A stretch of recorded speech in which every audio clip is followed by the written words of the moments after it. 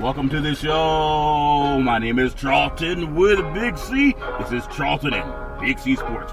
Coming to you worldwide on the Big C Sports Network, on the #1 network in the United States of America. And Big C Sports has been voted the #1 sports show in the universe, according to Big C.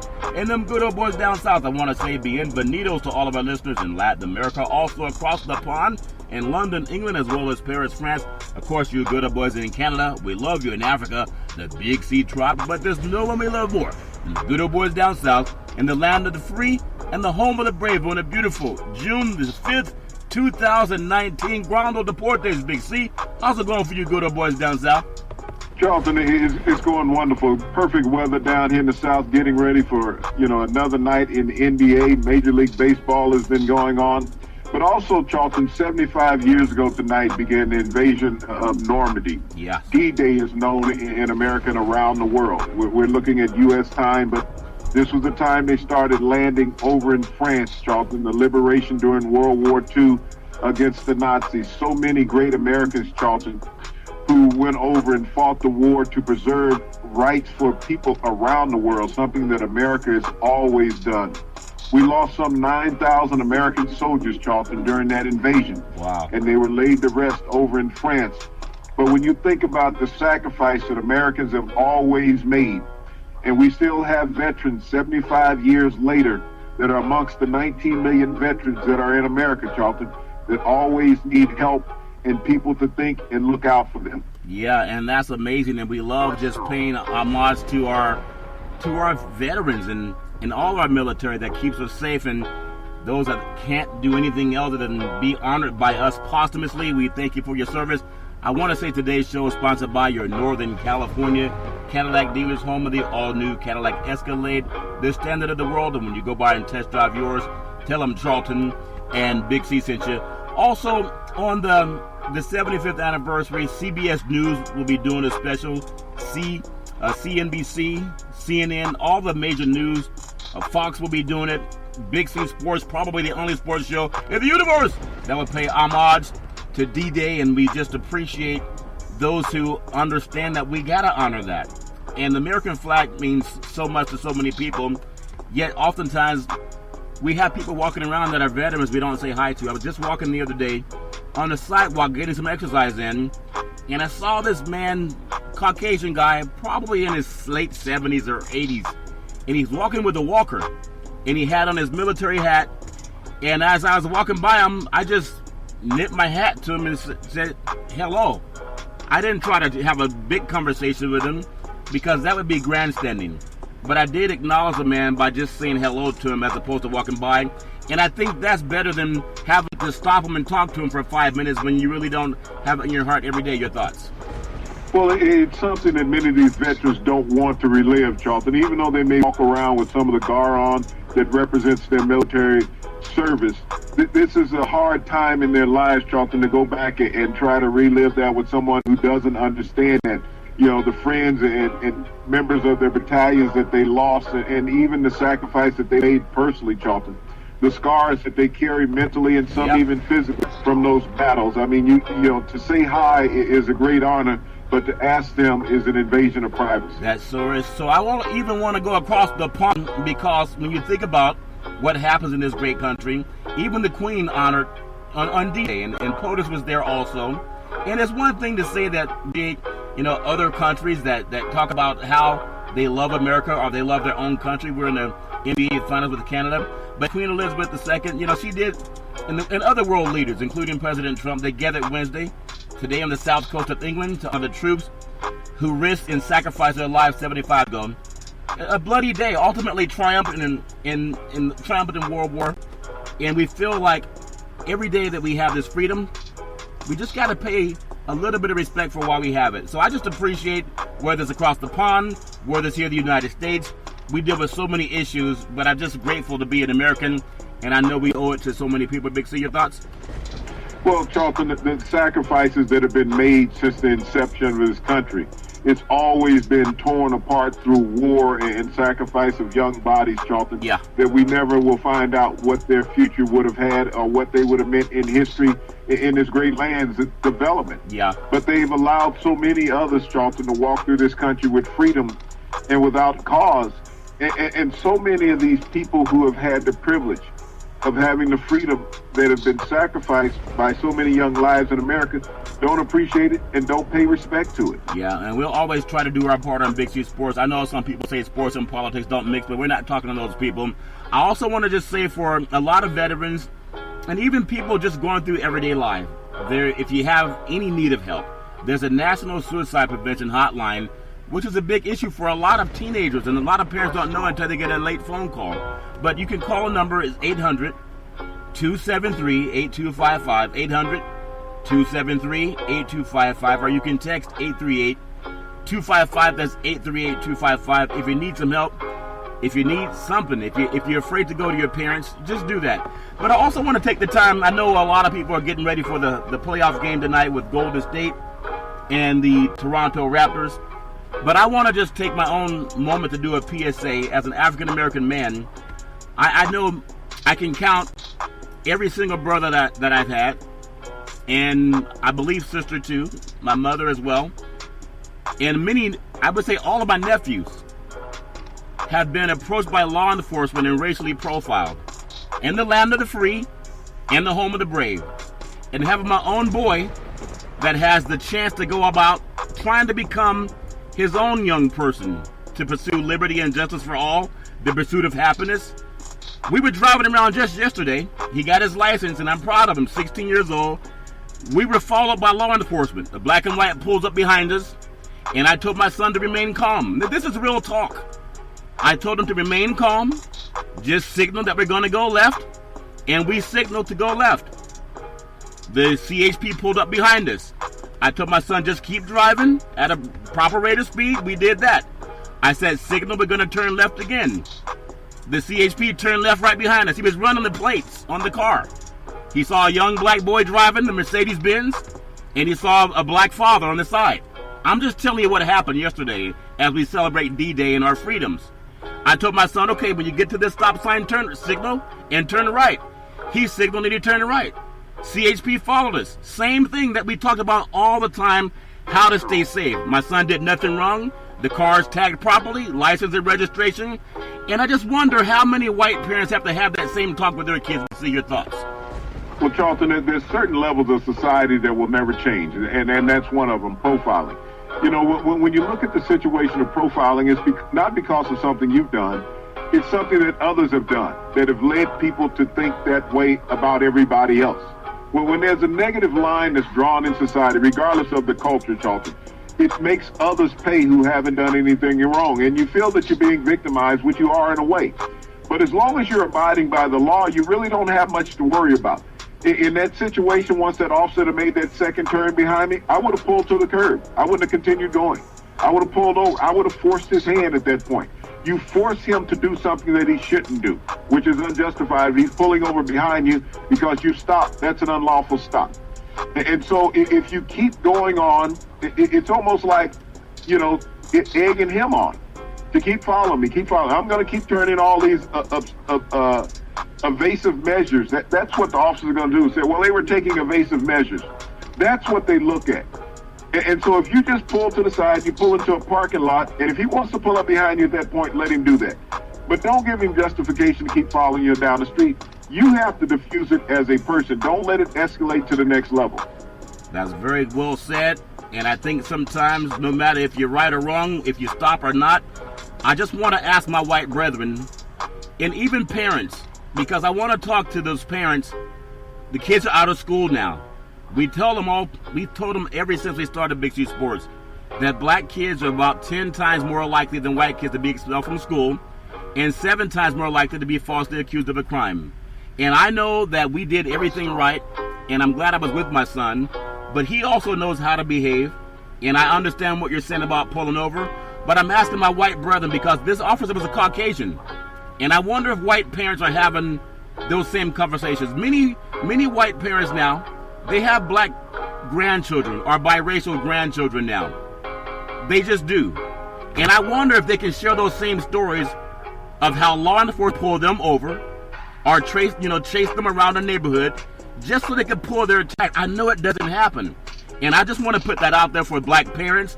Don't be naive. Don't act like just because you have a decent job or live in a nice neighborhood that you don't have to give your kids those same messages that Big C and I talk about all the time to the universe, because some kids don't have a parent to talk to them. Some kids learn the hard way. But I'm glad we did not have to learn the hard way, even though it's not a good feeling. And I hope that every white police officer start pulling over kids that look like you, because those are the ones who don't get caught when they're doing their dirt. I just want to make that true. 800-273-8255, National Suicide Prevention Hotline. If you need any help going through any type of crisis, you can text 838-255. That's 838-255. Big C, I'll let you close on that thought, because as a person of color, I know a lot of people just want to see the game. I saw some things with the mud out here in Oakland, California. And I heard an entertainer on the program, and I was impressed because he knew his history. But for the most time, it's shucking and jiving and talking about what athlete's going to go where, who's bigger, stronger, and faster. And yet we'll be basically profiled, and they have a microphone, and they don't even do that warning to young kids of color, because they're going to argue about where some athlete's going to go. Big C, your thoughts? Well, Charlton, it's based on economic situations when you look at what's on television.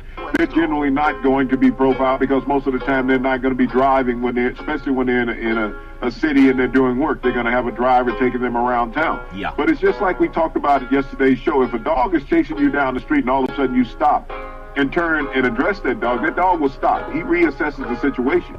That's the same thing with law enforcement. When you have law enforcement trailing you, it's easy to pull over. If they're going to pull you over, they're going to pull over behind you. Yeah. But if you pull over, Charlton, they have no reason, if you haven't done anything wrong, to pull over to come and question you. Yeah. You have the right as a citizen at any point to pull off the road and park your car, even to exit your car. Yeah. If there's no light on behind you, can exit your car. But what you do in that situation is you diffuse the situation. Don't sit around and agitate and keep turning directions with the officer. Stop the situation. You have the option to do that. And if you do that, then he has no excuse to continue following you. That's a very good point. I would say trust your gut no matter what you do. Some guys do pull over, and that's when they get shot. If you've ever noticed, the men who have been shot in their own car, they were the ones that pulled over. So you got to go by your gut, and I understand your point, but everyone has to trust their gut when it comes to that. I do want to say, as we talk about D-Day and all the great things to keep this country safe, it really is a great time of the year for sports. And I know we talked about the Big Ten conference yesterday, the only Power 5 conference, with Kevin Warren being the first African-American commissioner of a Power 5 conference, and congratulations on that. But I wanted to say, congratulations, UCLA, fight, fight, fight. UCLA is a great school. Ironically, we talked about the Bruins yesterday in their game for Oklahoma and their national championship softball tournament. Would you believe that UCLA with a big win over Oklahoma? And there's something that I did not know about it. They're the most women's college World Series titles in Division I history. UCLA has 12, Arizona has 8, and Oklahoma has 4. I just want Big C to know they're from the Pac-12. Big C, your thoughts? Well, at least you have something that's winning out there in the Pac-12. If it's only represented by the ladies, that means that the men's have no stones out there when you think about it. But it was an epic game last night, Charlton, for the College World Series Championship. UCLA jumped off to a commanding lead. Oklahoma fought back and tied the game. But in the bottom of the 7th, UCLA was able to get some runners on base, and with a deep single to left field, Charlton. Yeah. And a perfect throw, really, from the outfielder from Oklahoma, just missed the tag at home plate, which propelled UCLA to their 12th all-time victory. You got to look at Oklahoma, Charlton. They were 3-time defending NCAA champs in women's softball. Yeah. They were seeking a 4-peat. They had already done the 3-peat. But to have a game to come down like it did last night, to that final run, Charlton, with 2 outs, the game could have gone into extra innings. I mean, that ball was 6 inches away from tagging out the runner at home plate. But when you think about, the challenges that the young ladies have to go through to be recognized on a national scale in collegiate athletics, they don't get the fanfare. You think about the Men's College World Series.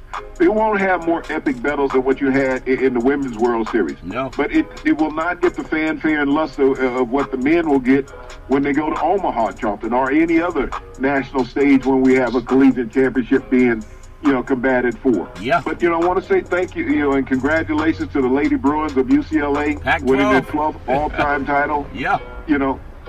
And so, just congratulations to them. Yeah, and notice that from the Pac-12, when they won their 12th championship, see, this could not have happened had they stayed at Pac-10, so that's why the Big Ten became the 19 schools. I understand that. And also, big congratulations, Rachel Garcia.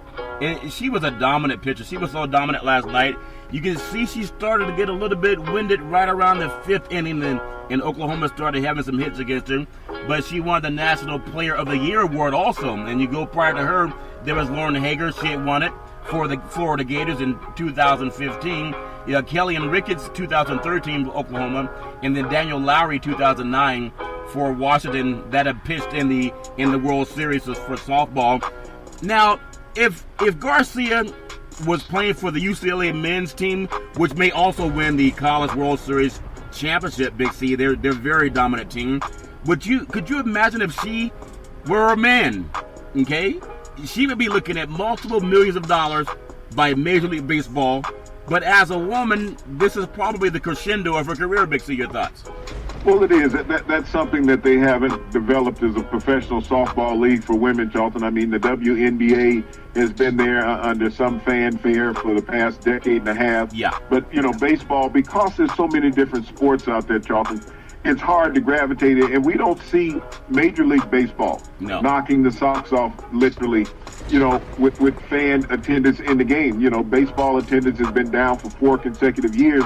We see this a lot. When you think about the ladies' college basketball player of the year, you can be the number 1 pick overall in the WNBA. Yeah. You're going to be slotted to make maybe $75,000 as the number 1 overall pick in the WNBA. Whereas when you look at the NBA, the number 1 overall pick is going to get a contract of $25 million. Yeah. So there's a huge disparity, far as finances when you look at professional sports and even having an opportunity to play professional sports. And when you look at the great UCLA Bruins, they had 10 hits. Oklahoma had 8 hits.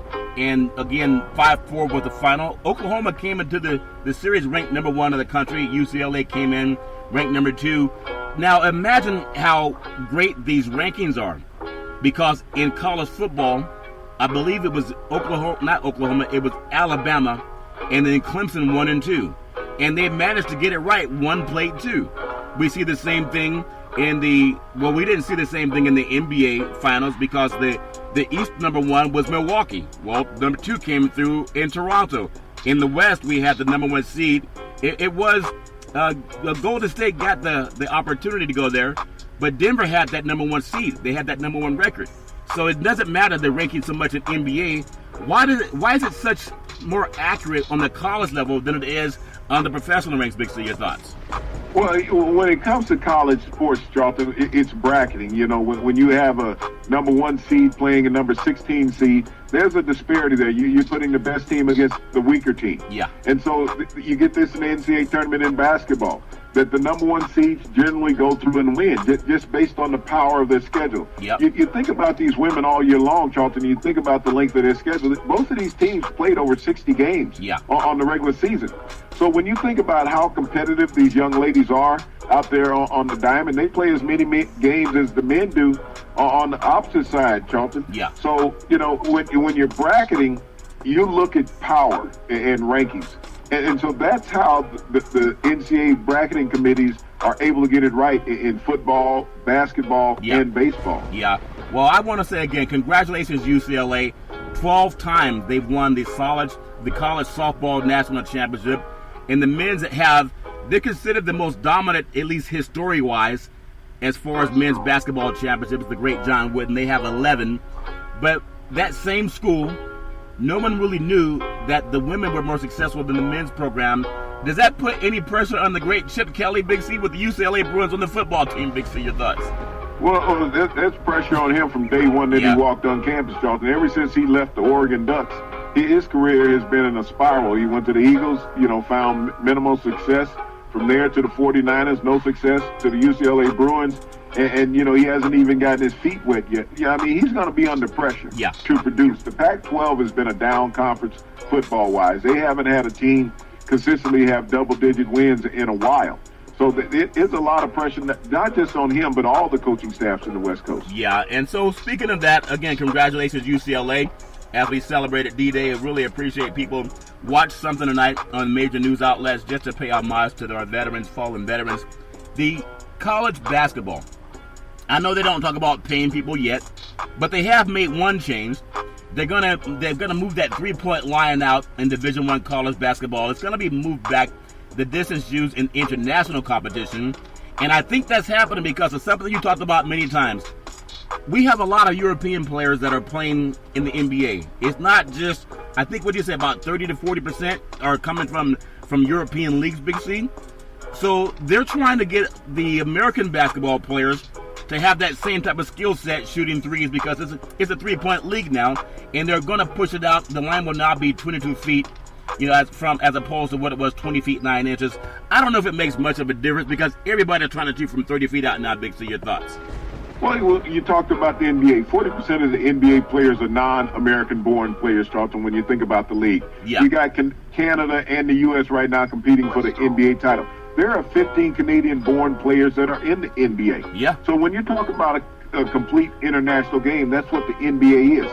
Moving that arc out, Charlton, is only right. There's nobody shooting from the collegiate arc. They're always shooting 2 to 3 feet behind that arc, knocking down threes. We saw that in the tournament. Yep. So you might as well bring it out. If you're going to be a marksman and you're shooting from distance, be at a universal distance. I mean, international and the NBA needs to represent the same distance around. I mean, the free throw line is the same. The basket height is the same. The width of the key is the same.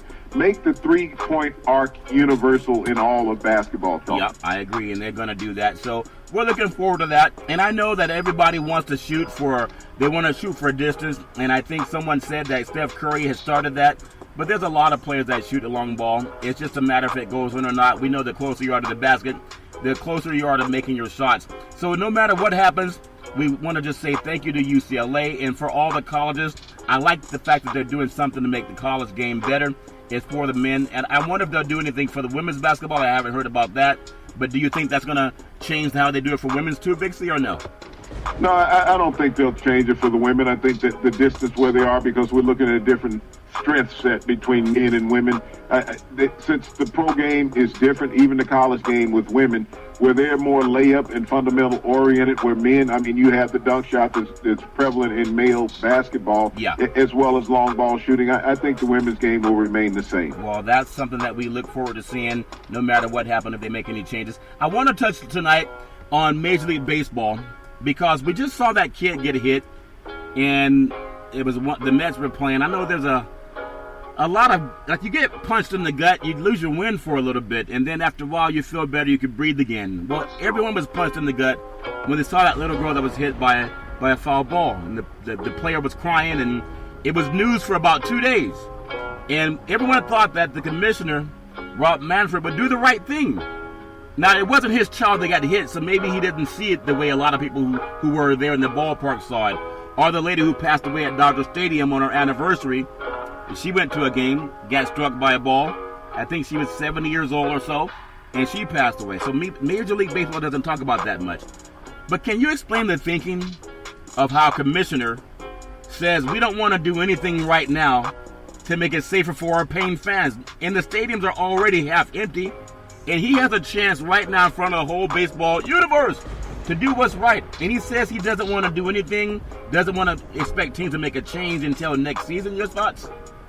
Well, he said that they're continuing talks, Charlton. I mean, baseball is not looking at a sense of urgency as far as fan safety. I mean, there's people who are for the netting. There are people who say that it's going to run the game as far as visual.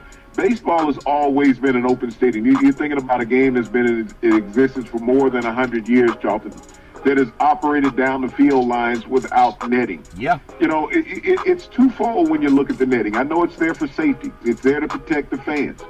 But also there's always a peril and a risk, and I believe it's on a Major League Baseball ticket, is that you're sitting there at your own peril. I mean, you do that in a lot of events that you go to. Yeah. And so, I know as a kid, when I used to go to games, we all took our gloves hoping that somebody would hit a ball in our direction. You catch it. I think with more the fans that have been struck lately, Charlton, if you look at how the landscape has changed the last 10 years, fans are distracted in the stands. All the time. They are not paying attention. Yeah. Everyone has a cell phone. People are talking on their cell phones. People are texting on their cell phone, just like driving. They are not paying attention, so they put themselves in a perilous situation. As a parent, if you're sitting at field level, Charlton, why would you put your child in front of you when potentially a ball could come that direction and you're using your child as a shield? You should be there shielding your child. Yeah. If that ball is coming, you can put a hand up, put your body up, whatever, to protect your child. You don't put your child in front of you. No. So, I mean, it's an egregious thing when you look at it from both perspectives, Charlton. They're trying to make baseball responsible for everybody in the stands' safety. Yeah. And you can't be. You know, when people come into the game, a lot of adults are drinking. Yeah. So they lose focus. Yeah. And so, but that cell phone, just think about it, if they banned cell phones from stadiums, it would become a much safer place. Yeah. Just like if they could ban cell phones from cars. Yeah. It would be a much safer place. So human factor, and humans have to pay attention, Charlton, in anything that can be hazardous that you walk into. That's a very good point. We know the cell phone's not going away any more than the automobile's going away, not at least in the next 20 or 30 years, Big C. So whether you believe what Manfred said or not, NHL got it right. They got it right by putting that glass around and a net on top, because they really care about their fans. And I know if that ball had hit one of Manfred's children or grandchildren, he might be singing a different tune, but it's all fair and love and war, and they have a right. They're billionaires. They can all talk about what they want to do to keep their fans safe, at least the ones that are coming to games. Tonight's schedule is a full house, Big C.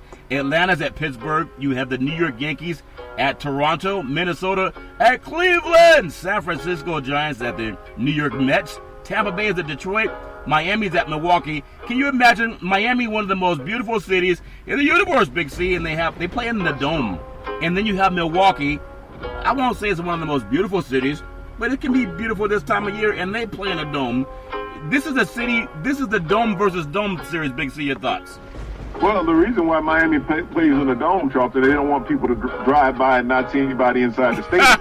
So if it's closed up, you can't tell that it's empty, so maybe you'll come in and buy a ticket. Yeah, Milwaukee, I understand the reason for the Dome in both of those cities. I mean, if you spent time in South Beach, Charlton, it rains frequently. Yeah. When they played at Joe Robbie Stadium, there was a lot of rain outs, and you played in quagmires down there all the time. Yeah. Milwaukee, late in the season, it's going to be cold up in Wisconsin. Plus, you get a lot of rain up in that region during the summer also. Yeah. So it was about making life better for the fans when Milwaukee put in the Dome Stadium. Well, do you think the fans in Boston or the Chicago Cubs, even White Sox don't attend their games anyway, you have the Cubs, you have Minnesota Twins, they have the same inclement weather. Cleveland, they have the same type of weather.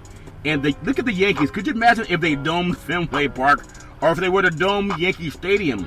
That's part of it. Some fans actually go, if you're out here in California, up in the Sierra Nevadas, when it's cold outside and it snows, some people get in their cars or SUVs. They actually drive to the snow because they want to be cold. Some people like the rain. I think if you have one of the most beautiful parts of the country, people go to Florida because they want to lay on the beach and go to golf courses. They don't dome the beaches, and they don't dome the golf courses, Big C. Does that make any sense?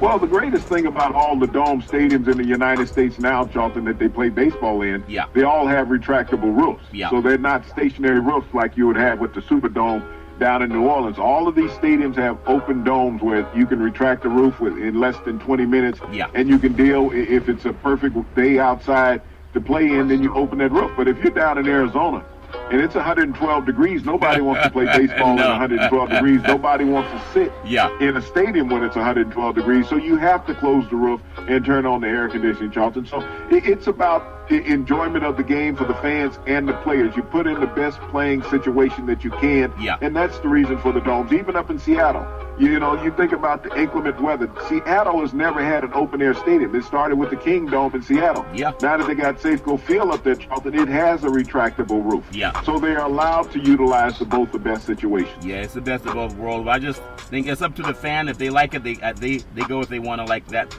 environment. Big C, Baltimore at Texas, Colorado Rockies at the Chicago Cubs, Boston at Kansas City, Cincinnati at St. Louis, Oakland at the LA Angels of Anaheim, Houston at Seattle, and some matchup games, Chicago White Sox at Washington, LA Dodgers at Arizona, Philadelphia at San Diego. You were talking about, I saw some plays made by Bellinger last night.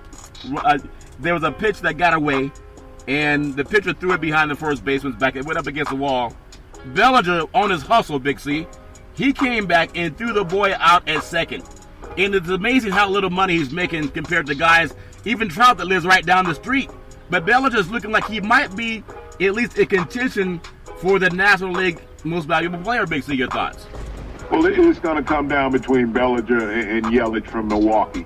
Those are two young, outstanding players. And you think about Yelich, I mean, he was in Miami just 2 years ago. Yeah. And Derek Jeter said, we don't want you. Let's ship him off. Yeah. And all he did was go to Milwaukee and become the National League MVP. Yeah. And now you're looking at Cody Bellinger, who is battling neck and neck with him for this year's MVP. He's most likely the best right fielder in baseball right now when you look at all of his stats combined, and both of these guys are great outfielders. Yeah. And you think about the best three players in baseball. They are all outfielders. Mike Trout, Cody Bellinger, and Christian Yelich. Yeah, that's a very good thing. Also, Major League Baseball yesterday, the Baltimore Orioles, they took Oregon State catcher Andy Rushman. He was the overall first pick, the catcher taken overall since the Minnesota Twins took Joe Mauer back in 2001, Big C. I believe he's also a Pac-12 kid. Big C, your thoughts? Well, he's a Pac-12 kid, Charlton, and they were defending NCAA champs, and they were eliminated by Creighton. So I guess Creighton. those Beavers didn't get too far. They must have sunk in the water or whatever. And those Creighton Blue Jays took care of them, you know, and eliminated them. So I guess everything is not all well out there in the Pac-12. Yeah. But you think about that, Charlton, being the first catcher drafted first overall in Major League Baseball in 18 years. Yeah. Joe Mauer was the last one to do that. Joe Mauer, not only was he drafted overall #1 by the Minnesota Twins, but Bobby Bowden gave him a scholarship to come to Florida State and play quarterback. Yeah. It was an open scholarship, so Joe Mauer could still go to Florida State if he chooses to and play quarterback, although he would be a 38-year-old freshman quarterback at Florida State. Yeah. You know, sort of like a Chris Winkie that they had down there who was 26. Yeah. But Joe Mauer, you know, will end up in MLB's Hall of Fame. Well, Vince Carter's going to come back for his 22nd season in the NBA too. So it's all fair and love and war. Whatever these guys are taking is helping them play longer and just be better people. Well, I want to get some of that stuff too. I don't know what it is. But I do want to say what we're going to do is come up on what's called the Big C Pause. And we're going to come back and we're going to talk about some things in the second half of the show. And we hope that you'll join us as well. And we will be back in just a moment.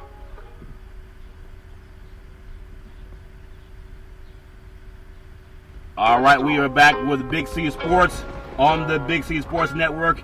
You can follow Big C Sports every Monday to Friday at 5 or 6 p.m. worldwide. You can follow us on iHeartRadio Podcast. You can find us on Apple Podcast, on Google Podcast. You can find us on Spreaker, on Spotify. You can find us on the YouTube, which is also doing the NBA Finals. You can find us on Xfinity Comcast. But I really love the app that you walk into your house. If you have Alexa, you say, Alexa, play Big C Sports Podcast, and you'll hear our sponsors, and then the show will start up.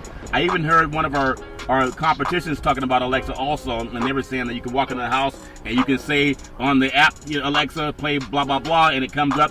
So I thank for all of our support from our sponsors. I want to just jump into the NHL before we get into some football and some basketball tonight. Golden State Warriors.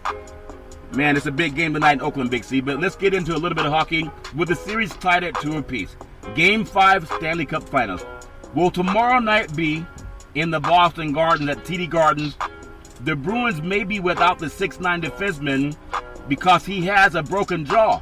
Now, if you're really tough, you'll play with a broken jaw. That make any sense, Big C? Your thoughts?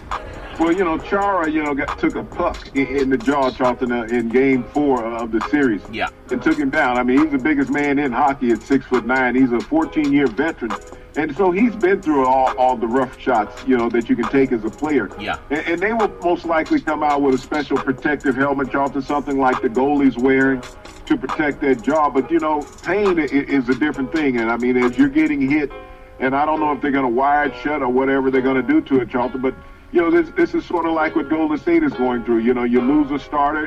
Can you let him sit and rest for a game? And if you need him, bring him back in the next series. Yeah, well, that is up for grabs. No pun intended. This series is up for grabs.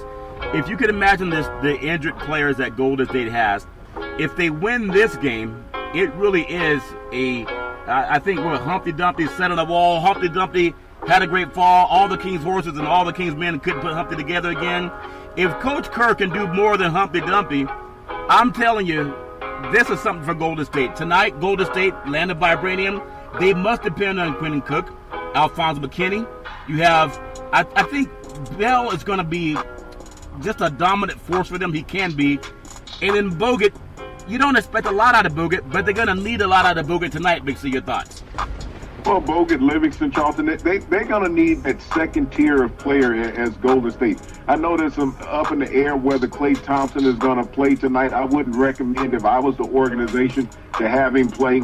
But this is a situation that Toronto is in. If Toronto loses this game tonight, Charlton, they have no chance of winning the series. Because you're working with a team that is completely wounded and hobbled. Yeah. And you're putting your best players out on the floor. That's via the Toronto Raptors. You think about it, the Toronto Raptors was to lose two of the starters out of their lineup, whether it was Kyle Lowry, Siakam, Gasol. You take anybody, not even taking Leonard out of the lineup, but you take two of the other starters out of the lineup. How would they fare in this series? Everybody said this series was over. Right. That's what have happened. You think about the Golden State, and you're down 3 players, really. You're down 2.5 players going into this game. Yeah. You're without Durant. You don't know if Thompson is going to play. Iguodala's on the hobble. Cousins is not 100%. I would say he's 85% at best. At best. So you have a hobbled team that's going out there. This speaks to the coaching of Steve Kerr more than anything else. Everybody can always say how great a scorer Steph Curry is. Steph Curry is not going to score 100 points in the game. No. We already know that. So, but it comes down to the matchups that Steve Kerr can do offensively and defensively with his team, putting the right personnel on the floor in certain situations to keep the ebb and flow of his offense and defense going, Charlton. He's been able to massively do that ever since Kevin Durant has gone down. This is a guy that is using 12 players on his team, not 8. Yep. And that's what Nick Nurse has been doing. He's been relying on 8. And those 8 get tired. They're in an area, Charlton, that they're not accustomed to being in. The Toronto Raptors have never been to the NBA Finals. So this is a whole new area for the players now. Not only with the emotion, but just the extra game and weight on the body that they've been putting on. Golden State is a tired team, but they're also a savvy tired team because they know mentally what it takes to get through the rigors of being in a final series. They know, they see the end, Charlton. They know that they need 4 games. And we're down to a 5-game series right now, Charlton. So it's very tangible. And Nick Nurse, the pressure's all on him, not on Steve Kerr. It's on Nick Nurse because you're the one coming in with a team that's semi-healthy.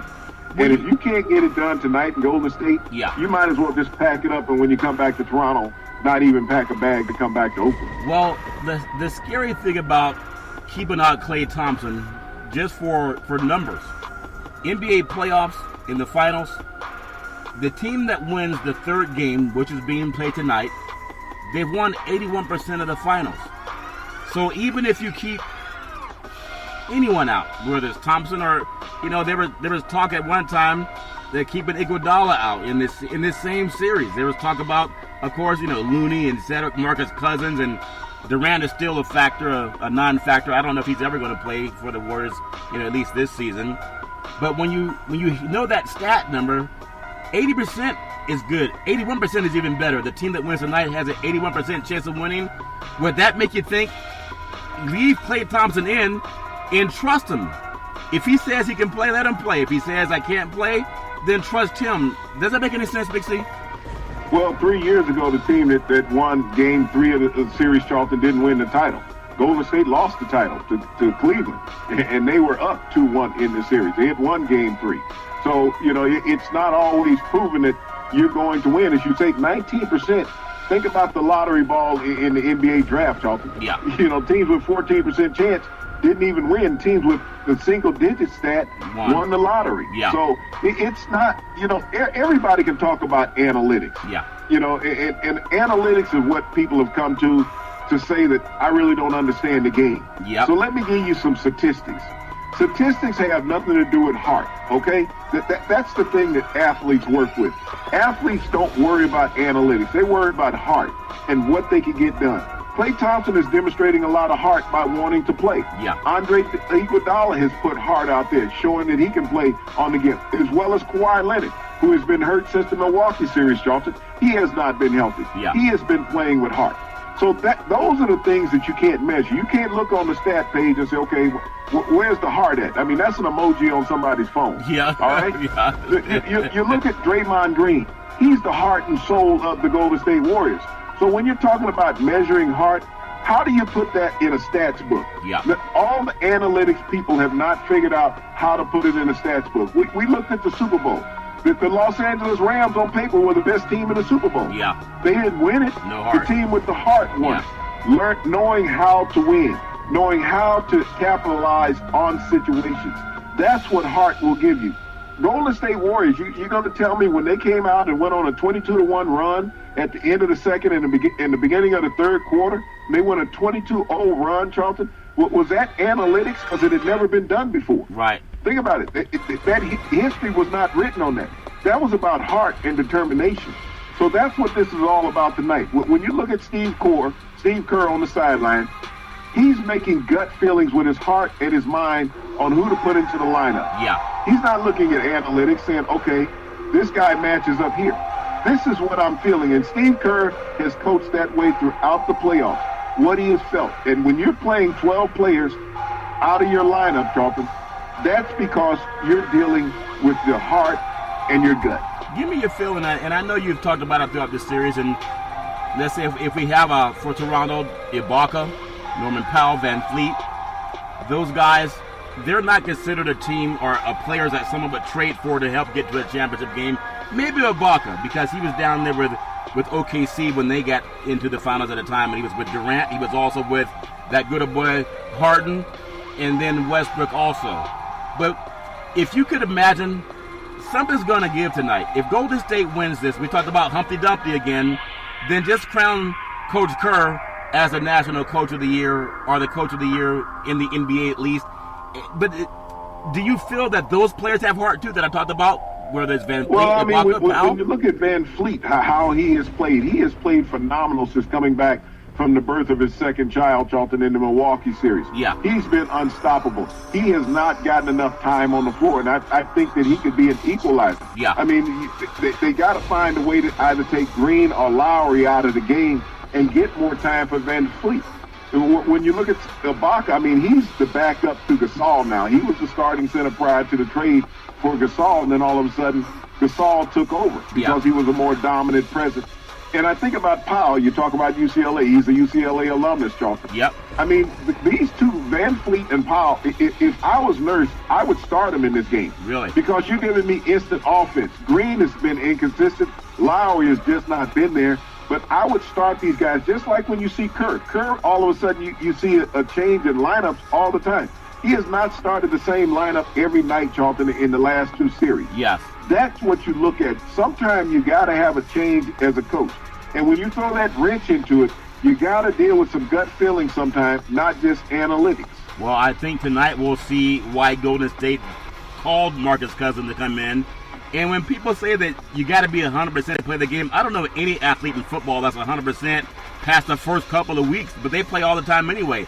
The same thing in basketball. A lot of guys are not 100%. Steph Curry, he was I guess he ate some bad clams or some bad oysters, or maybe he went to Serge Ibaka's house and got sick before, this game 2, or, the last game they played over in Toronto, so hopefully... Well, his in-laws are from Toronto. And not only... Just because their daughter is married to a Golden State Warrior doesn't mean they're not Canadian fans. Oh, that's You got to realize, Charlton, when you look at that country, 1 out of every 3 Canadians has watched the NBA Finals, Charlton. Yeah. 1 out of every 3. You can't even say that about the U.S. So there might have been a little sabotage on the way from Steph Curry up there. Yeah. They say, what's this chocolate thing on this ice cream? And I thought it don't taste like chocolate. Sometimes they put X-Lax in your chocolate ice cream, Big C. Sometimes you can't tell the difference. I hope Curry will bring his own food. It's okay to have family, but bring your own food.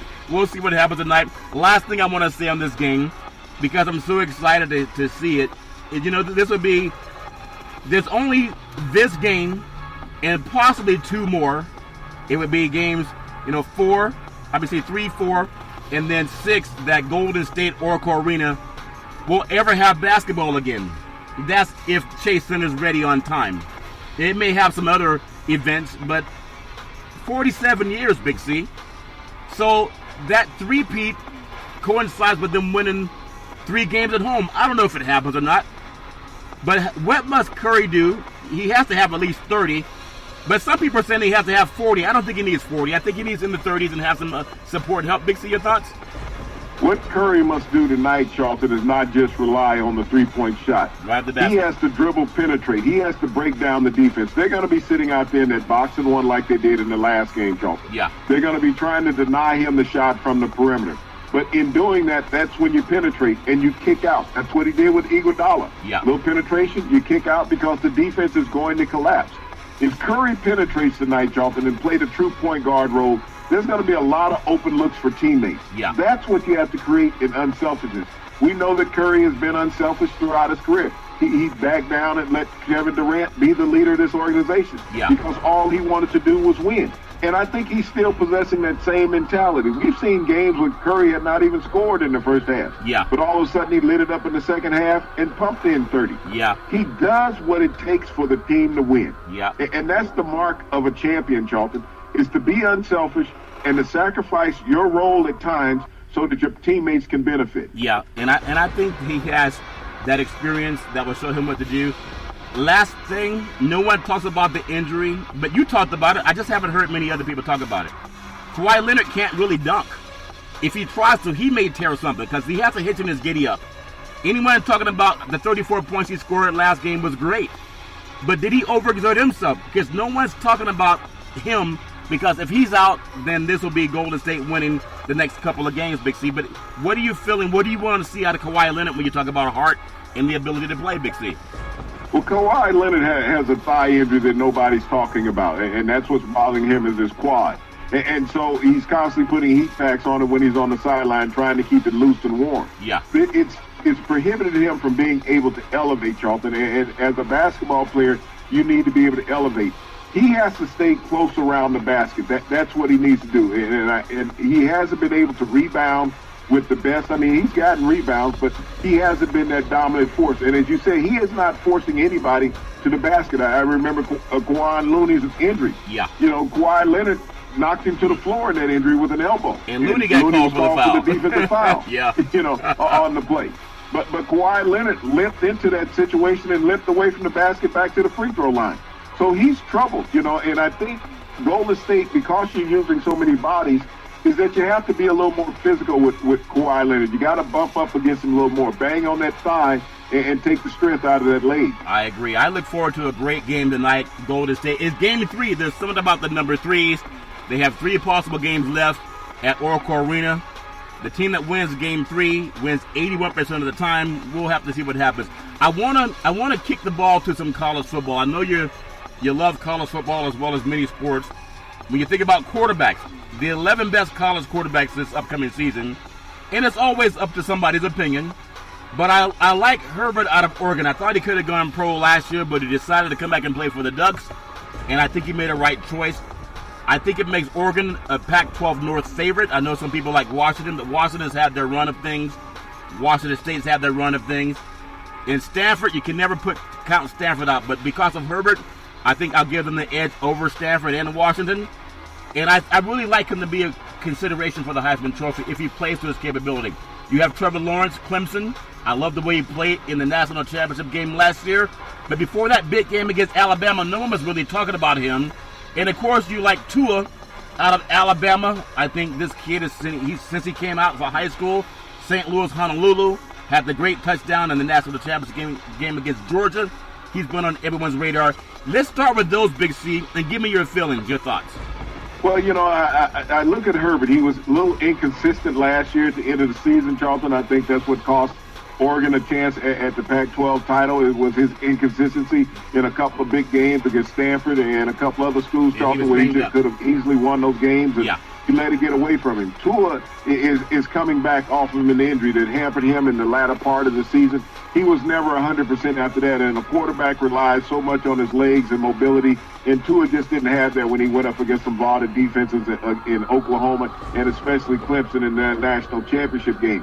I look at Trevor Lawrence. I mean, he had a freshman year that, led to a national championship. Yeah. But will that sophomore jinx be in place, Charlton? He has to come back now. All the onus is on him to start the season. He split time at the beginning of the season last year, Charlton. Yep. Clemson even won a game that he was knocked out of. So it was a great team effort with Clemson winning a national championship. Now all the pressure is going to be on Lawrence's shoulders this year. That's very true, too, Big C. You go down to the great state of Texas. You look at Ehlinger. I remember how great he played, not only against USC when he beat them last year, but he also did the same thing against Georgia. Down in Dallas at the Sugar Bowl, I know Georgia was still smarting about not being chosen for the Final Four, and they were being whipped up on by Texas. Now, maybe their heart wasn't in it, like you say, but I think you can find as good athletes in Texas as you can find anywhere. And Ehlinger reminds me of the closest thing they've had to a Vince Young. I'm not saying he's Vince Young quality, but he's the closest thing I've seen in a Texas uniform to the great Vince Young that brought Texas their last national championship. There's also Jake Fromm, the Georgia transfer, and I want to get your feelings on him. There's also T.J. Castile, the Stanford. There's Adrian Martinez, Nebraska. And there's lots of people, too. Jalen Hurts, obviously, Oklahoma. I think he should land on his feet because of what happened with Alabama. Just give me your feeling on those players, Big C, your thoughts. Well, when I look at Ehlinger, he reminds me a lot of a right-handed Tim Tebow with what he does, not only with his passing and his running. He was the best runner on the Texas team last year. And, he dominated in that game against Oklahoma at the Cotton Bowl during the middle of the season when they knocked off a team that was in the hunt for the national championship. Yep. So he's a guy that's a true leader. He does what it takes to win at quarterback. Has all the tools and tangibles that you look for, and he's going to be even better this year than what he was last year. When you talk about Jacob Eason, Charlton, the transfer from Georgia out at Washington, yep, he's going to have a lot of quarterback competition in the Pac-12. There's some young and up-and-coming quarterbacks in the Pac-12. And Washington has a 14-game home winning streak. Yeah. Will he be the quarterback to let that streak stop? So that's going to be a big challenge for him. Yeah. Jalen Hurts out of Oklahoma, the last two Heisman Trophy winners have come out of Oklahoma, Charlton. Now, can he go out and retool his game from what he was at Alabama and go to Oklahoma and be the next great passer out of the Big 12? Well, we will definitely find out, Big C. Now, we still have Ohio State, Justin Fields. No matter what he does, he's not going to throw for 50 touchdown passes, Big C. And there's a quarterback at a smaller level, Jordan Love, out of Utah State. He can flat out throw the ball, but they're in a smaller conference, and he doesn't get the same kind of love that other quarterbacks get. Big C, your thoughts? Well, you look at what Jordan Love did at the start of last season, Charlton, when he came out and put out a tremendous effort against a Big Ten opponent in Michigan State, Charlton. If not for a couple of late big plays by Michigan State, Utah State would have walked out of that game with the victory. And when you talk about Fields at Ohio State, yeah, I think by moving into Ohio State, you will see a very competitive quarterback. I know he has Shea Patterson at Michigan that he's going to have to compete against as far as the top quarterback position in the Big Ten, Charlton. But I think Justin Fields will be a very capable quarterback. He reminds me a lot of Aaron Pryor when he was at Ohio State. Yeah, that's a very good comparison, Big C. If we look at some of the top three teams in all of the Power 5 conferences, I want to start down in your neck of the woods in the ACC. You have Clemson, Virginia Tech, and Miami. Now, Clemson, they have been the new Miami. They were what Miami was, 2 decades ago. And now they're getting all the recruits. They have a stable coaching staff in Dabo Swinney. And this team, they're always picked, it seems, in the last 4 seasons to be one of the top 3 or 4 teams in the country. Big C, give me your thoughts. Well, Charlton, what they do is they continuously reinvest in their program. They reinvest in their facilities. They upgrade their recruiting, reach, Charlton, to players. And when you put that on the field, everybody wants to come there. You have a 15-game winning streak. You're the national champ. You've been in that game, Charlton, 3 of the last 4 years. Yeah. This is what players want to come be a part of, and Clemson has arrived there. Miami is looking to jumpstart their program. They have a new head coach in Manny Diaz. Yep. They have a new quarterback in Tate Martell. When you go to Virginia Tech, Charlton, it's just tradition. It's a lunch bucket crowd and team. Yeah. They play hard-nosed football all the time. They fly under the radar, Charlton, and they'll knock off a couple of top-ranked teams this year. Well, look at the Big Ten. Ohio State, always at the top. Then you have Michigan. Will they finally crack through? The Buckeye is a nut. Will Michigan finally crack that nut in Ohio State. Sometimes they don't even mention the name on the Michigan campus. And then Penn State, which was in the Rose Bowl just a couple of years ago. Big C, your thoughts? Well, all of these teams except for Michigan, Charlton, will be having a new starting quarterback. You'll have one at Penn State. You'll have one at Ohio State. Shea Patterson, was leading the Big Ten until he ran into Dwayne Haskins. Yeah. Will that hurt him mentally, or will he catapult himself to have a better year than what he had last year? We expect a lot of big things from Fields as a Georgia transfer. And Penn State, there's always been a defensive stalwart out there in Happy Valley. Give me the Big 12. You have Texas, we have Oklahoma, and West Virginia, which last year could have competed with anybody because they had the quarterback who could throw the ball. And Texas has to crack that nut also. They're so close to getting there. And will this be the year that the Longhorns take down the Sooners? Big C, your thoughts? Well, you start with West Virginia. They got a new head coach. They're going to have a new quarterback. But they got a lot of talented personnel returning, Charlton. It's just going to be how well that new quarterback steps into the starting role. When we talk about Texas, that Sam Ehlinger, we've already talked highly about him being probably a reincarnation of Tim Tebow in his playing style. Yeah. You got Oklahoma, the past 2 years, they've been in the playoff hunt, Charlton, for the national championship. They've had the last two Heisman Trophy winners. This will be the biggest job that Lincoln Riley has to pull off this year if he can develop Jalen Hurts into that solid pro-style quarterback. Let's stay down your neck of the woods, the SEC. Alabama's always on top, since Coach Saban's been there. And then you have Georgia, which is trying to say they're as good as Alabama, but they don't have the record to show it. And then Texas A&M that jumped out of the Big 12 because they wanted to play in the SEC and get some of that money, but they haven't had a championship since they've been in Big C. Your thoughts? Well, Charlton, you're talking about the top three quarterback teams in the SEC when you talked about two at Alabama and the consistency that program has constantly been in. Charlton always in the hunt for a national championship. Kirby Smart has turned around the Georgia program, Charlton. He's had this team just one game away from winning a title. I look at Texas A&M. Evans is going to be an outstanding quarterback down at Texas A&M. A lot of Texas talent.